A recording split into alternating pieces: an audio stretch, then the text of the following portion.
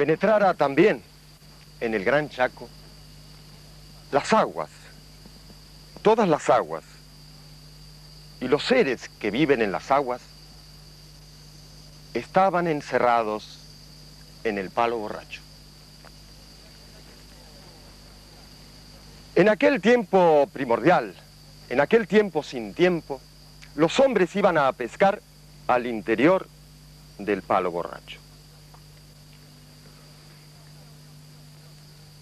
Existía una prohibición, una restricción para esa pesca, y era que no había que pescar el dorado, considerado el padre de los peces. Pero un personaje pícaro, que se llamaba Tocuaj, violó el tabú del dorado. Él quería la cola coloreada del dorado para hacer una vincha para enamorar. Fue entonces cuando, al violarse la prohibición de la pesca del dorado, el Palo Borracho reventó, y fue allí donde surgieron los ríos como el río Pilcomayo.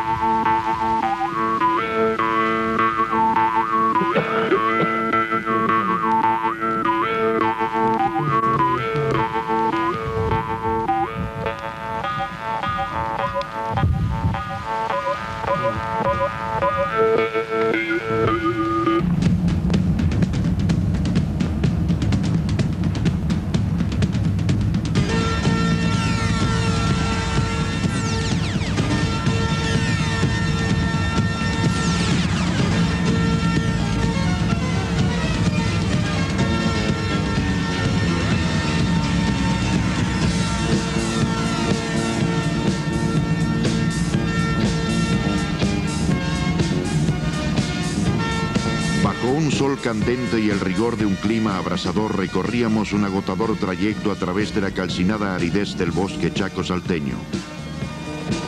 El monte y el bosque chaqueños ocupan la parte central de la frontera norte argentina.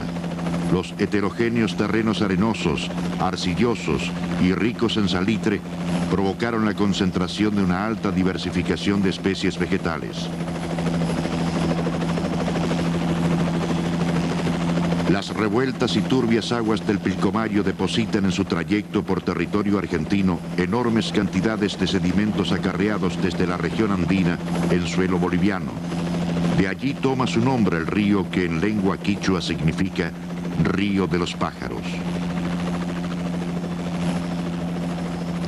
En esta región boscosa del noreste de Salta, predominan los árboles bajos con terrenos tan salitrosos que impiden la formación de pastizales y donde el estrato arbustivo medio es casi inexistente.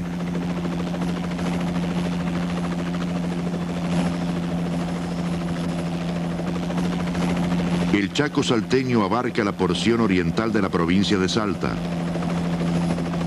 En nuestro país, la región chaqueña es el área de mayor presencia indígena. En el Chaco salteño subsisten numerosas comunidades aborígenes de Chiriguano, Chané, Tapieté, Toba, Mataco, Chorote y Chulupí.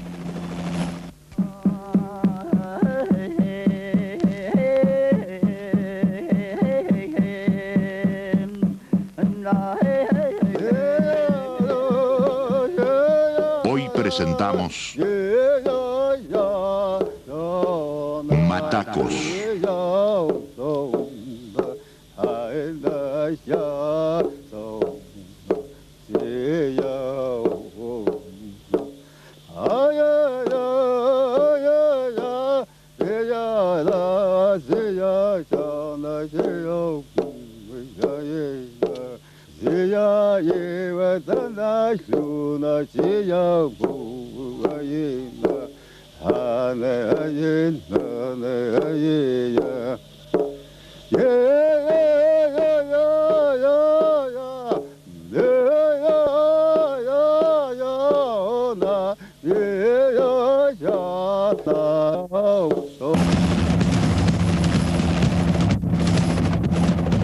Continuamos internándonos aún más en los áridos laberintos del bosque chaqueño. Allí deberíamos tomar contacto con grupos indígenas que nos permitieran compartir sus hábitos y conocer sus tradiciones. Al cabo de una interminable travesía, en un amplio claro del monte, encontramos una pequeña aldea de matacos.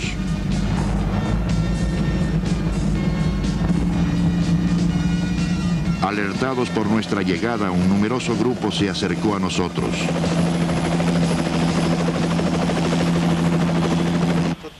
Estaban sonrientes, lo que anticipaba una cálida bienvenida.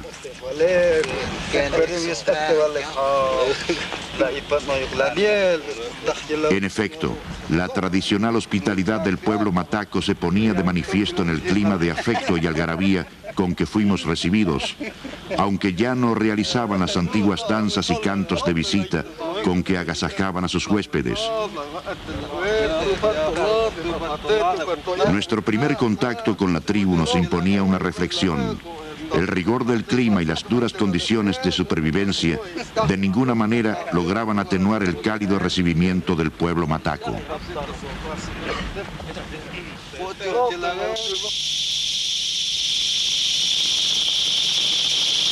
Un sonido ensordecedor invadió la aldea en la mañana siguiente.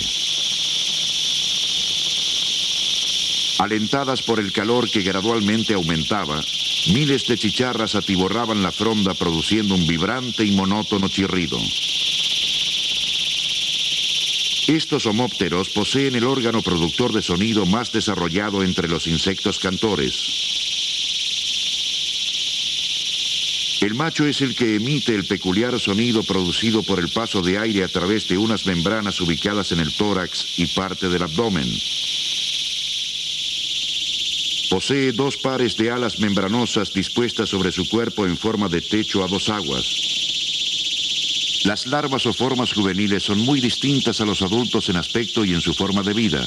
Estas larvas pueden permanecer en ese estado durante muchos años antes de transformarse en un adulto. Las hembras son de mayor tamaño que los machos, llegando a medir esta especie del norte hasta 6 centímetros de largo.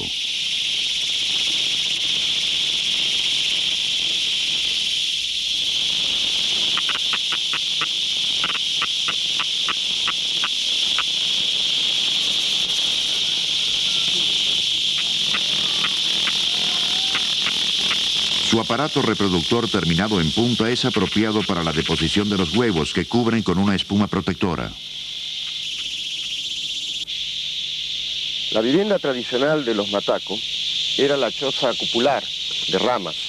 Distintas influencias hicieron que con el correr del tiempo adoptaran la vivienda de base rectangular, de techo plano o apenas inclinado, cubierto de barro en la parte superior y de paredes de enramada. Las viviendas se distribuían siempre en derredor de un patio grande y aún se mantiene en el ámbito familiar este tipo de construcción y distribución de las viviendas. En las antiguas aldeas, las viviendas o huetes se distribuían en forma circular para reforzar el sentido igualitario del pacífico pueblo mataco. Al tener que transformarse en guerrero y sufrir diversas influencias, se alteró aquel patrón original de asentamiento. El mito dice que cuando Nilataj creó el mundo, empezó fabricando un suelo. En su centro estaba su propia casa y en derredor se extendía el agua. Sopló el viento, el suelo se secó, pero en todas partes la casa de Nilataj estaba en el medio y Nilataj era su dueño. Para dormir usan la estera o el cañizo, apenas elevado sobre el suelo, que resulta fresco allí donde la temperatura oscila entre los 35 y los 47 grados.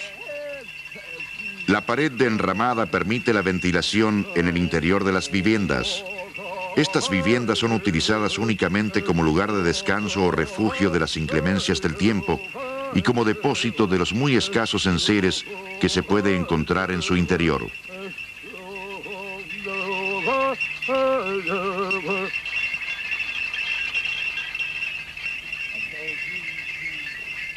El jefe Pachején nos contaba: antes se cazaba mucho, con arco y flecha se cazaba, también con trampa y con perros. A algunos animales se los puede cazar solo, pero a otros hay que cazarlos entre varios hombres. Para cazar hay que pedir permiso al señor de los animales y respetar lo que él dispuso. No se puede matar porque sí, solo para comer se puede. Un muchacho joven no puede comer quirquincho, tampoco corzuela ni pecarí. Después, de grande, sí puede. Para cazar los pájaros hay flechas especiales, también hondas, pero ya no hay muchos animales para cazar. Entre los animales domésticos exóticos, los mataco han incorporado cabritos y gallinas para completar una alimentación basada en los grupos cercanos a los ríos, en la pesca y la recolección de productos silvestres, y en ocasiones en una precaria agricultura de temporada. El mes de noviembre es en la región el de la maduración de los frutos. Poco después, y desde el mes de diciembre, extendiéndose a veces hasta febrero, se produce la cosecha de los frutos, por ejemplo, del algarrobo. Del algarrobo conocieron los mataco hasta 7 variedades en la antigüedad, pero en la actualidad se distinguen 3 variedades que se conocen con el nombre de algarrobo blanco, algarrobo negro y amargo. La recolección de los frutos o vainas del algarrobo, que comienza en estas fechas, tiene una importancia fundamental para la alimentación de este pueblo. El algarrobo es considerado huichí por los mataco, al igual que otros seres de la naturaleza. Antiguas creencias decían: Nilataj nos creó a nosotros, por eso nosotros somos huichí, como todos los demás seres buenos, y también los frutos del algarrobo y de otros árboles.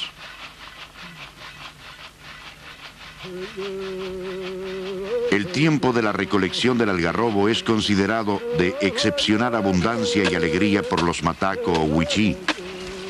Según ellos, coincide con el tiempo anual en que Nilataj visita la tierra revestido de bruma y la naturaleza estalla en flores y frutos para recibirlo. Con sus vainas obtienen una bebida fermentada de gran importancia ritual para el momento en que las niñas se convierten en mujeres. El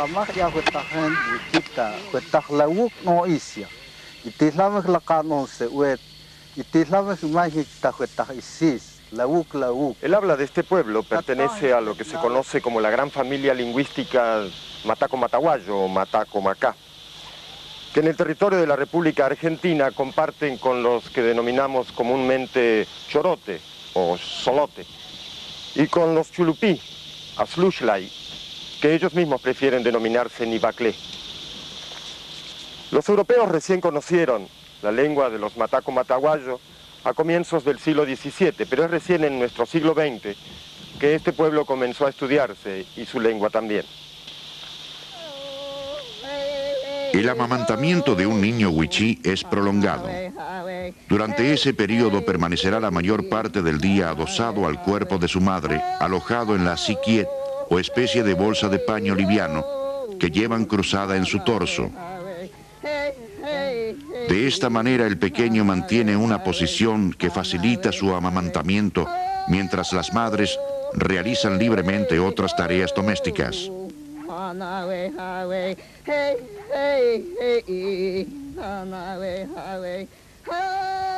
Entre los mataco existe una clara división de tareas de acuerdo al sexo. En tanto que los hombres realizan casi exclusivamente actividades de caza y pesca, las mujeres tienen a su cargo, entre otras tareas, el acarreo de leña, de gran importancia para mantener la hoguera familiar que permanece ininterrumpidamente encendida. Otra tarea primordial y estrictamente femenina es la provisión de agua.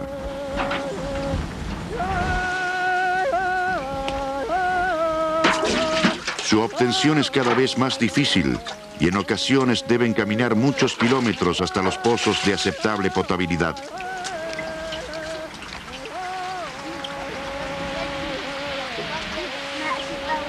Para el acarreo de agua, las mujeres mataco utilizan el yaté, un cántaro cuyo diseño les pertenece.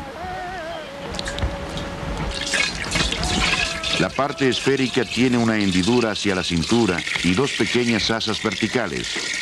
Por ellas pasa una cuerda de fibra vegetal que, colocada sobre la frente, protegida por un paño acolchado, facilita el traslado de la vasija de considerable peso. Finalmente tapa la estrecha abertura con hojas para evitar que el agua se derrame.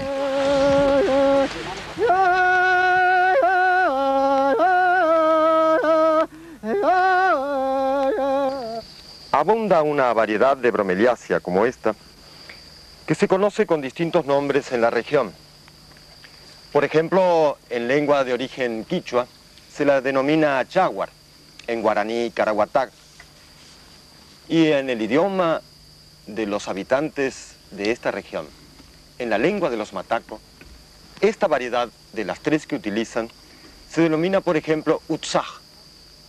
Aletzaj es otra variedad, pero todas ellas tienen importancia en la economía de este pueblo. De variedades como esta, obtienen las fibras con las cuales van a fabricar sus redes, también sus bolsos y otras actividades que veremos. Pero de la otra variedad obtienen también hacia el invierno el fruto del cual también obtienen su alimento.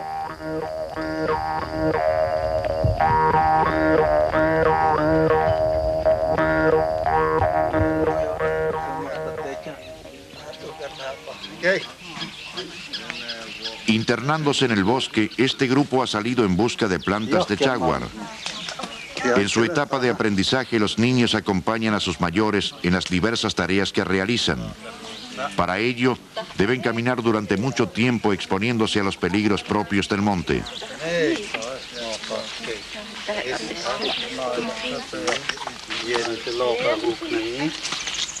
A diferencia de otras épocas, en la actualidad la escasez de chaguar llega a ser notoria.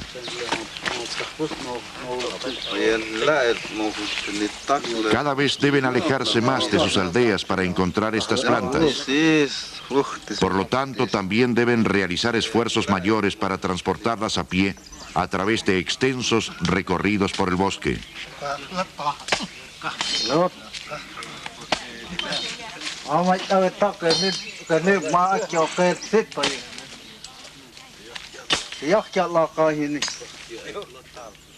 La recolección de chaguar, cuando se efectúa en grupo, es debidamente organizada.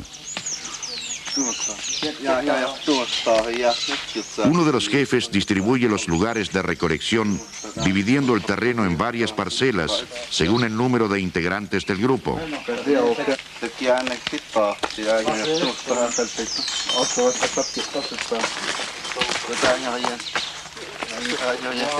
Una vez distribuido el grupo mediante las indicaciones del jefe, se inicia la recolección de las plantas de chaguar del tipo kutzaj.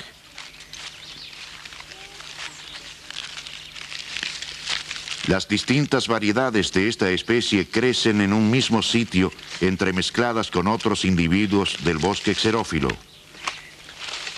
Es necesario entonces un reconocimiento previo del terreno para localizar aquellas plantas que serán más útiles para la elaboración del hilo.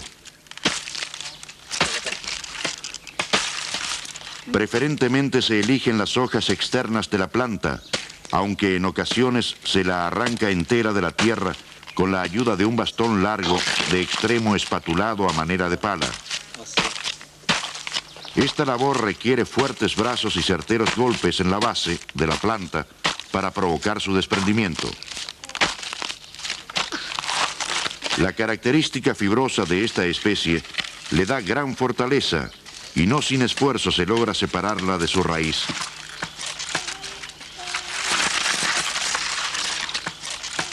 Tanto hombres como mujeres de diferentes edades intervienen en esta recolección de chaguar. Su utilización es primordial para la economía del pueblo mataco. Sin embargo, el chaguar se está extinguiendo. Cada vez es más difícil localizarlo. Cada vez es necesario recorrer más distancias internándose en el monte para cosecharlo. Su desaparición constituye una grave pérdida para el mataco. La hoja de chaguar del tipo Kutzach es carnosa y de bordes muy dentados. El fruto del guyé, variedad comestible de chaguar, es aprovechado con frecuencia por los mataco. Esta es la araña del lino, conocida también como rastrojera o viuda negra. Construye sus telas y nidos entre las ramas de los arbustos bajos o en plantas como en este chaguar. Su veneno es muy tóxico y en ocasiones puede producir la muerte, aunque los casos de mortalidad son muy raros. No obstante, debido a los importantes trastornos que produce su picadura, los habitantes del bosque la consideran un insecto peligroso.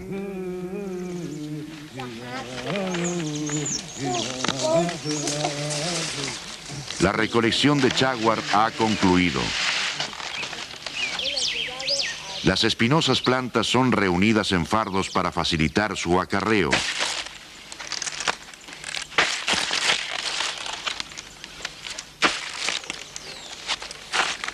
El grupo traslada hacia la aldea el producto de su recolección. Estas bromeliáceas, entre las cuales se encuentra el ananá, pertenecen al mismo tipo del genequén americano y la cabuya colombiana, integrando las 300 variedades de yuca conocidas, todas ellas de origen americano.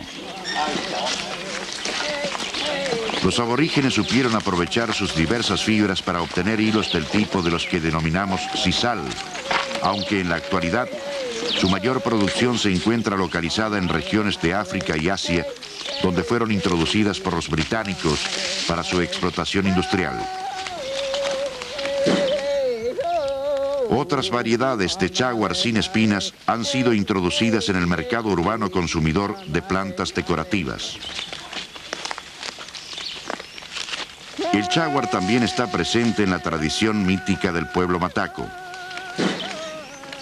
En sus mitos de creación, los hombres originalmente procreaban solos, pues aún no existían las mujeres. Según la creencia, estas descendieron del cielo por medio de cuerdas de chaguar para robarles el pescado. Mientras por sus dos bocas devoraban los peces, dicen las narraciones, las mujeres hilaban y tejían chaguar. Cuando quisieron regresar al cielo, las sogas fueron cortadas con ayuda de las flechas y un pájaro mítico. Las mujeres cayeron a tierra y así fue que los hombres comenzaron a procrear con ellas. Las hojas de chaguar son desprovistas de sus espinas marginales. Luego se descascaran, extrayendo de ellas las fibras interiores que son expuestas a un primer secado.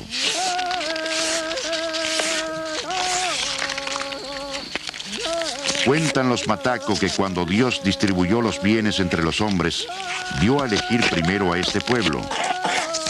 Estos prefirieron los arcos y las flechas, y las armas de fuego quedaron para los blancos. Sus mujeres prefirieron el chaguar y la aguja en lugar de otros productos o artefactos. Por eso las mujeres en las chozas no tejen más que chaguar. Las fibras extraídas se machacan golpeándolas o batiéndolas contra un tronco mediante el empleo de un palo de forma apropiada. El trabajo del chaguar, su hilado y tejido son bienes que según los mataco les fueron enseñados por Tocuaj, pícaro héroe civilizador, quien también les transmitió las técnicas del teñido.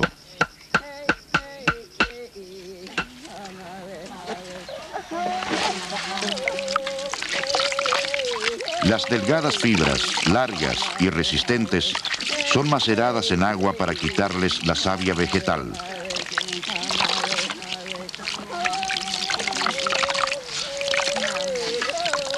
Posteriormente son colgadas para su secado definitivo. Más tarde serán almacenadas hasta su empleo artesanal. De esta forma, el mito y la milenaria tradición del trabajo de las fibras vegetales nos habla de un conocimiento cultural acumulado por los mataco que llega hasta nuestros días.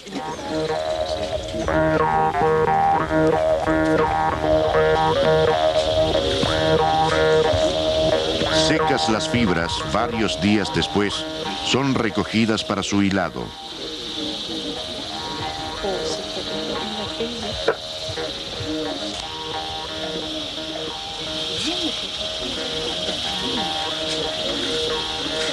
Para facilitar el hilado, la artesana suele colocar en su mano con regularidad las cenizas de una planta silvestre que los mataco llaman chajeuc, calcinada en la hoguera familiar.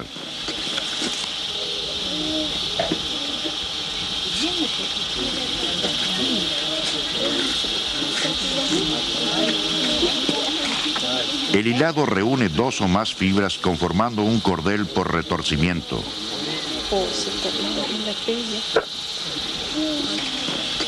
Las fibras son hiladas sin uso y con la única ayuda de los dedos por frotación entre la palma de la mano y el muslo de la propia artesana.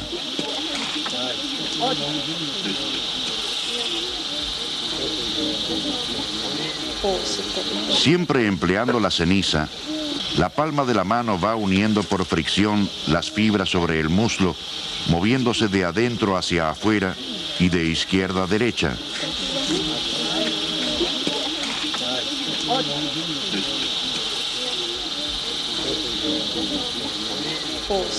Unidas por esta torsión en Z, las fibras encordeladas irán conformando los hilos que serán empleados en los distintos procedimientos de tejido.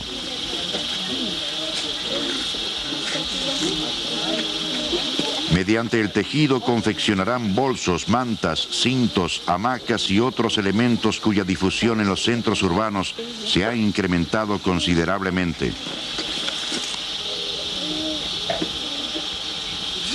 Con el producto de su venta, los mataco pueden solventar algunas necesidades modernas de calzado y vestimenta.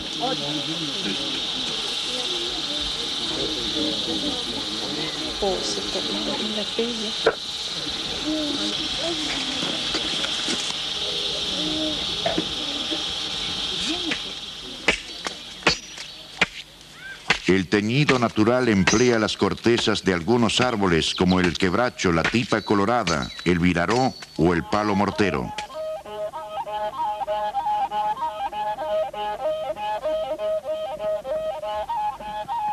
Las tinturas se obtienen a partir de elementos naturales y es por eso que en las piezas tradicionales predominan tonalidades de ocre, con variedad de marrones y desde el amarillo al negro o violáceo oscuro.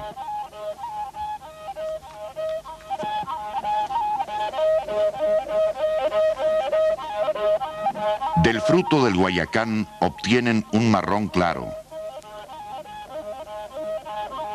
De la raíz de la tusca y del urucú, un tono rojizo.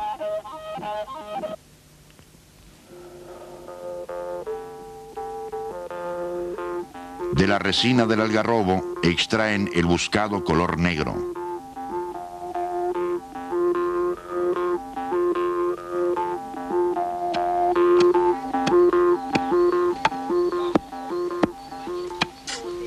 Para efectuar el teñido se muelen los elementos en un pequeño mortero familiar, tallado por los hombres utilizando un tronco de madera dura de algarrobo o quebracho.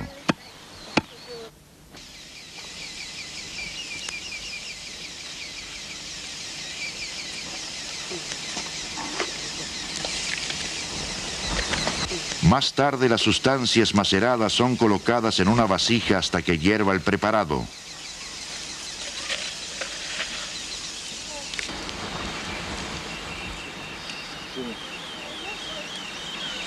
Obtenida la coloración deseada y aún tibio el preparado, se colocan las fibras en remojo.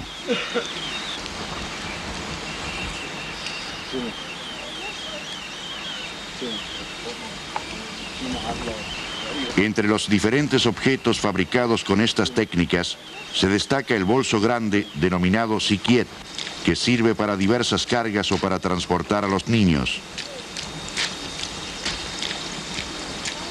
El hiluj es otro pequeño bolso usado tradicionalmente por los varones.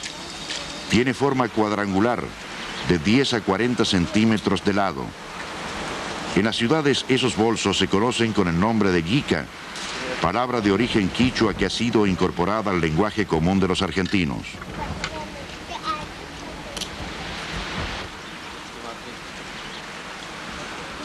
Posteriormente, los hilos teñidos son empolvados con ceniza para fijar el color.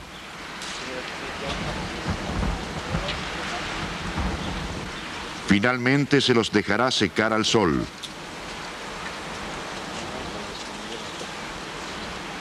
Más tarde se lavarán con agua y se armarán los ovillos.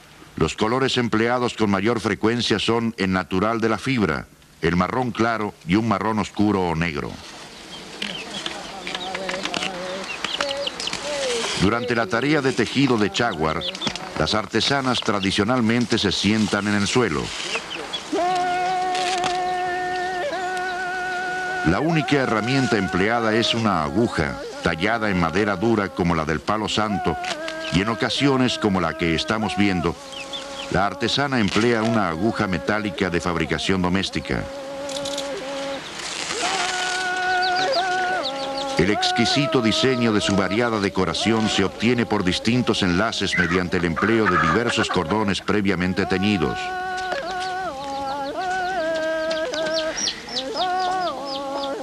La combinación de colores y dibujos tiene una significación para el pueblo mataco. Escalonamientos en zigzag y figuras de tipo geométrico representan para ellos las patas de un zorro, la oreja de un quirquincho, las vainas del algarrobo, la cola de la iguana, las huellas de un jaguar, las colas de pescado y muchos otros símbolos.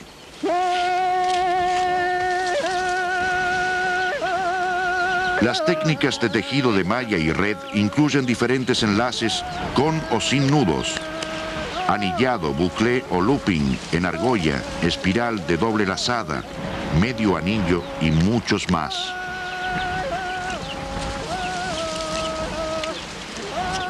La confección de redes es patrimonio casi exclusivo de los hombres.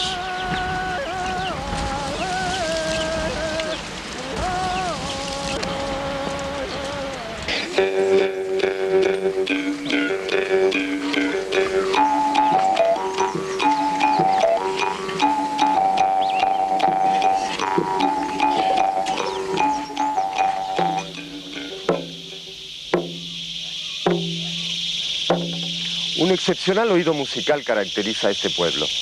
Ello le ha permitido incorporar otros ritmos e instrumentos musicales de otras procedencias, como este tamborcillo, tomado de los chané y otros grupos guaraníticos y conocido generalmente como pimpín.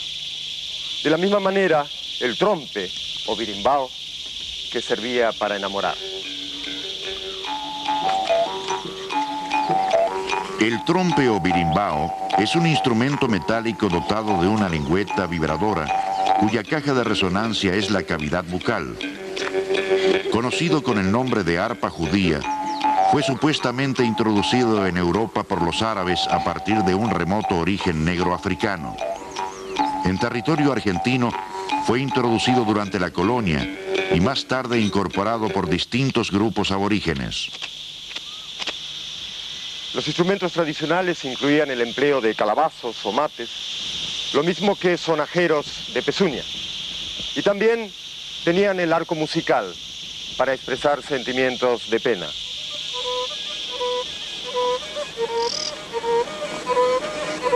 El arco musical es un cordófono formado por dos pequeños arcos entrelazados a los que el cuerpo humano, en este caso también la cavidad de la boca, sirve de caja de resonancia.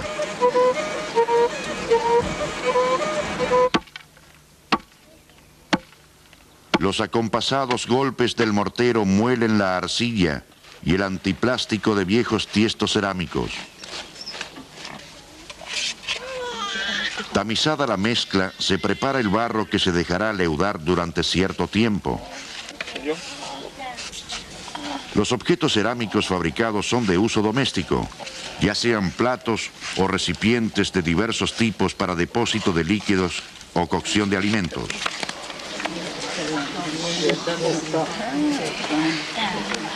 Obtenido el bollo aplanado de arcilla que sirve de base, La técnica de fabricación de las piezas de alfarería continúa con la confección de cilindros de pasta trabajados con las palmas de la mano.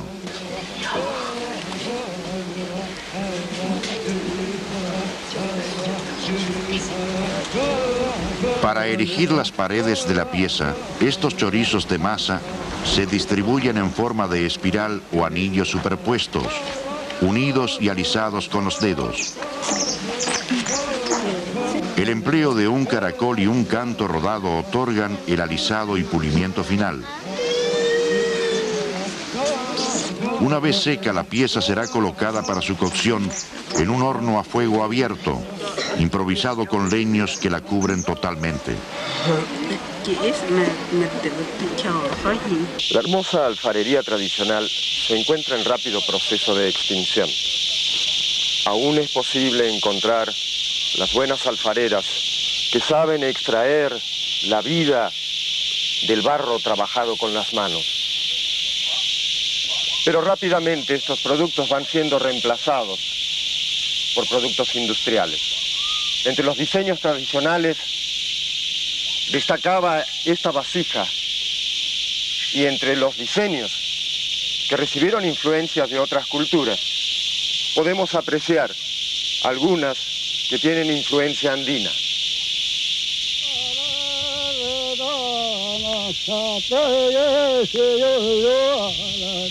Es frecuente en los Mataco la confección de tejidos de algodón. Guillermo Magrassi nos hablaría de ello. El arte textil tradicional de este pueblo incluía el empleo de otras fibras vegetales, como el algodón silvestre que obtenían en el campo.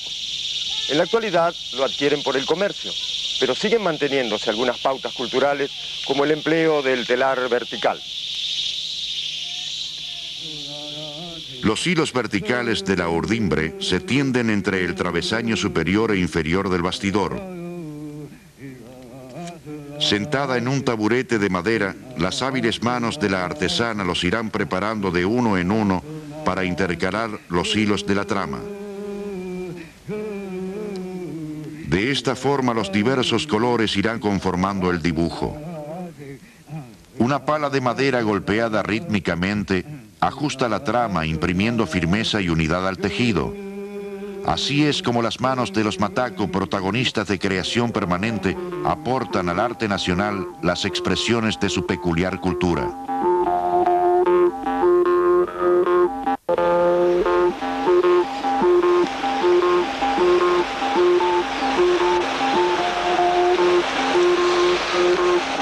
Para un pueblo tan respetuoso de la naturaleza como son los Mataco, sus distintas manifestaciones les reflejan el transcurso del tiempo, como el decurso de este río Pilcomayo. Precisamente, los Mataco de hoy día se distinguen aún por su distinto asiento en las cercanías del río o en el medio del monte. Unos y otros pescan, aunque sean determinados momentos del año, pero los que están cerca del río lo hacen permanentemente, o al menos durante casi todo el año, salvo en el momento en que las grandes inundaciones impiden el uso de las redes de pesca que preferentemente utilizan. En la antigüedad utilizaban también el arco y la flecha, lo mismo que el arpón o la lanza, y más tarde la fija con punta de metal. De cualquier manera también utilizaban el anzuelo. Pero ha quedado de su tradición el uso de la red en forma de bolsa, constituida por dos maderas flexibles, unidas en ambos extremos, y entre la cual se vuelca la red. Con ella es que obtienen los peces en el río Pilcomayo.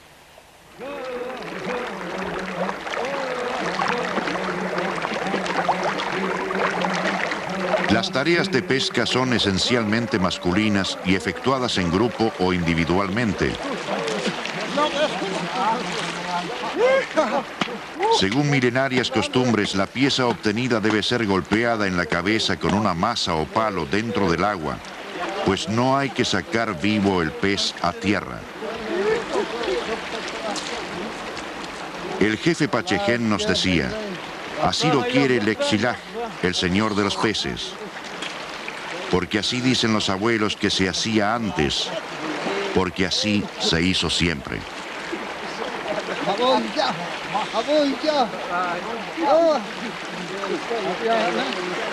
Con una aguja de madera los pescados se ensartan en una soga que el pescador lleva a la cintura o en banderola sobre el pecho.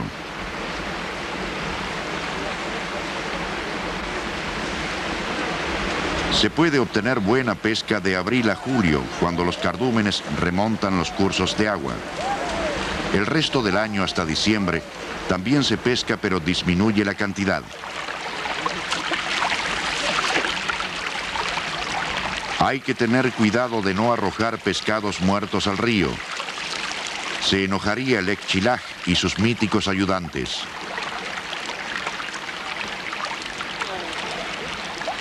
Pero en ley de reciprocidad hay que devolver al agua la aleta dorsal, las escamas o los huesos del pescado, para que siempre haya peces.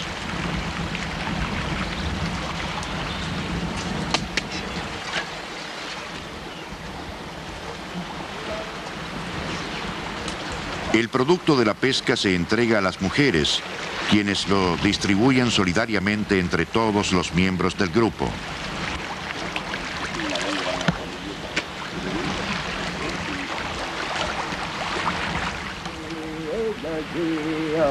Con este y otros ejemplos de humanidad, el pueblo mataco contradice el criterio discriminativo de quienes le adjudicaron ese nombre. En efecto, la palabra mataco es una antigua voz castellana que hace referencia a un animal de poca monta o inservible, un ser que carece de importancia.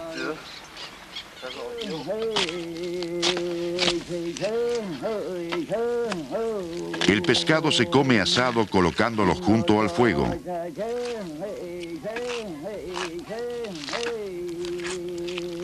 Abierto por el lomo y extraídas las vísceras, es embarillado para mantenerlo extendido a efectos de facilitar su cocción.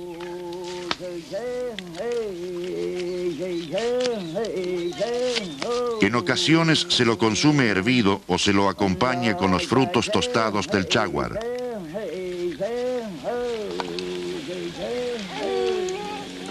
La grasa recogida al pie del asador se convierte en manjar mezclada con harina de algarrobo. El maravilloso conocimiento de la naturaleza que tiene este pueblo le permite distinguir hasta alrededor de 12 variedades de miel silvestre. Esta miel la producen las avispas y las abejas de la región. Algunos de sus productos son obtenidos de la labor de las abejas que anidan en los troncos. La recolección de miel es también tarea masculina.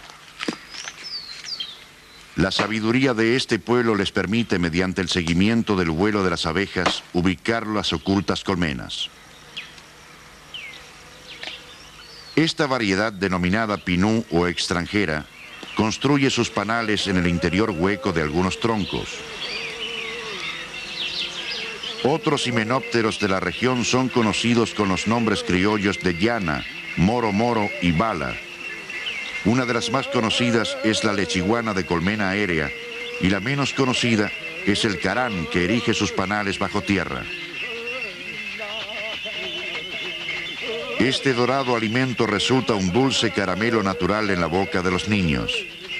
Ellos merecen, entre los mataco, especial cuidado y atención, pues ellos serán los que en el futuro deberán mantener vivas sus costumbres, sus tradiciones, su milenaria cultura.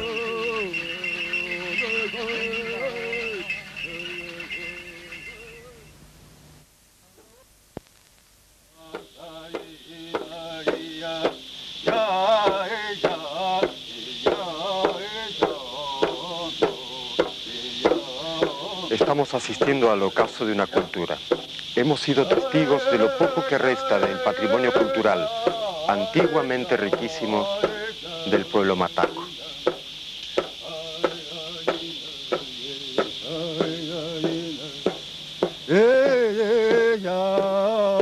Así como en el mundo de la naturaleza, la extinción de una especie provoca una irremediable alteración del equilibrio biológico, en el mundo de la cultura, la pérdida de una sola pauta cultural empobrece a la humanidad entera.